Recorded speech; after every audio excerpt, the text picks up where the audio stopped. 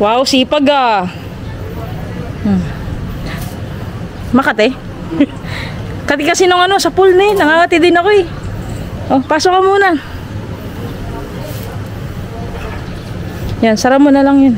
Baka mapagalitan tayo. Ano yan? Basurahan. Ah, basurahan. Balik mo na yan. Saan ba kinuha yung walis na yan? Doon sa tabi. Saan? Dito.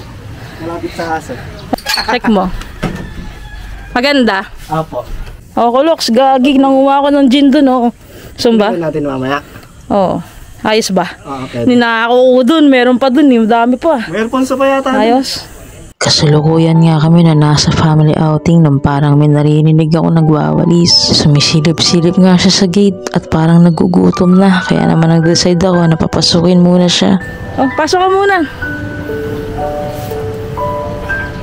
Tapos nang tinanong ko kung saan siya kumukuha ng pagkain, Basurahan. hindi ko ma-imagine na gagawa pa nga niyang umiti sa kahit anong hamon ng buhay. Samantalang tayo, puro reklamo. Nagkaroon nga din ng another kirot sa puso ko nung malaman ko kung saan siya natutulog. Dito.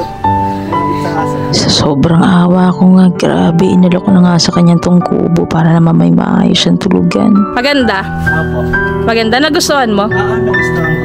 Nag-decide na nga muna ako na ikuha siya na may inom. Akala ko nga talaga palubi, lasinggero lang pala ng lintik. Abay, nagre-request pa nga ng pulutan. Doon daw meron.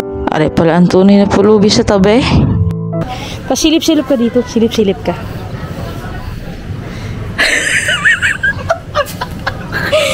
Huwag ka tumawa. Huwag ka tumawa. Sige na, silip-silip ka na. Okay. Inumin ka to. Pwede mo nga. Inumin mo na kasi sinabi mo.